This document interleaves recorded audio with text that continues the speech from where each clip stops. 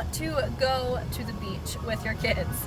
Now, I know this can sound like a really daunting task, especially if you're outnumbered, but it's really just about having good systems in place. And so I've developed a system that works really well for me over the past couple of years, so that I'm able to take my 3 kids to the beach and have it be an actually enjoyable experience and not super stressful. So in today's video, I'm going to be sharing with you how I do that, all my systems and routines and tips, and I hope you enjoy today's video.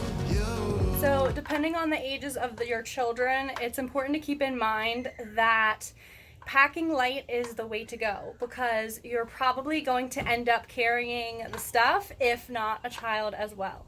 And so I usually like to do 1 digging tool and 1 thing that can carry water per child. These sandcastle molds are great because they can be used as buckets for bringing water. They can also be used to dig.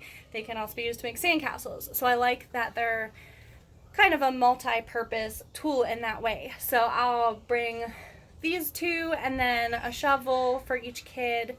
But I think I only have 2 shovels, and then I'll bring a bucket as well. So we'll have like 3 bucket type things and 2 shovels. We have beach chairs, but I'm not going to bring those because I don't feel like carrying them. So we just bring a large beach blanket and we all sit on that, and that works out fine. I always bring the girls swimmies or puddle jumpers. To me, that's just peace of mind knowing that they're being floated, because, you know, it's just me and I can't necessarily watch all 3 of them at all times, so that way I know that they're safe until I can get to them. So we have those. This bag is bug spray, sunscreen, and then I have our carry onto the beach bag, which is our beach blanket, and then those beach toys that I mentioned. So that's a really lightly packed bag, so it'll be nice and easy to carry even if I have to carry my youngest. And then this floaty thing and the boogie board we found at Goodwill, so we'll test that out and see how it goes. I don't recommend bringing toy boats or anything like that, simply because it'll float away and then the kids will be upset. So sand toys, flotation devices, and we'll see how these ones go. We have a cooler with water and then sandwiches and snacks for on the way home. I'm hoping that they will nap on the way there, since we are leaving around lunchtime and we did eat lunch before we left. I also pack a second bag that will stay in the car and not come with us to the beach, and that is the change of clothes for the kids to wear after we're finished at the beach.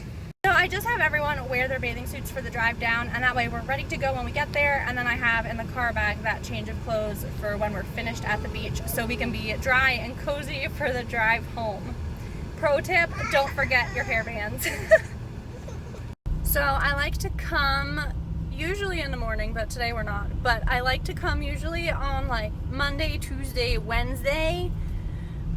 And I try to avoid the weekends because, you know, most people come down for the weekend, and so they'll show up Friday or maybe late Thursday. So usually if I can make it down in the middle of the week, then there's less people, and it's more of like the local moms with their kids, bringing them to the beach, avoiding the crowds. So to recap, I dress the kids in their bathing suits for the ride down. I bring 2 total bags, 1 to leave in the car and 1 for on the beach. I put a full change of clothing for each person in the car bag for the ride home, as well as snacks and lunch, but in this case I packed a cooler because we were going to be having dinner. The beach bag contains our beach blanket, a sandcastle mold per child, a shovel, and my phone, keys, and sunscreen. If you have a baby, you can use a baby carrier to wear the baby to walk to the water, or in my case, since my youngest is 3, I use this bracelet from Amazon that helps me to keep track of her in the parking lot while I'm carrying things, but also gives her the independence to walk alone.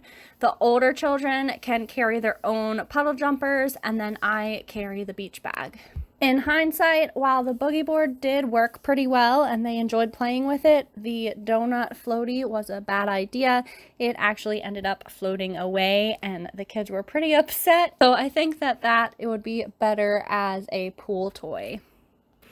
If you have a ways to drive, try to plan the trip around nap time. And I like to put on music, especially lullaby type music, if my kids are struggling to nap in the car. And that always seems to help if I just turn up the music and I get to enjoy the ride home and they fall asleep.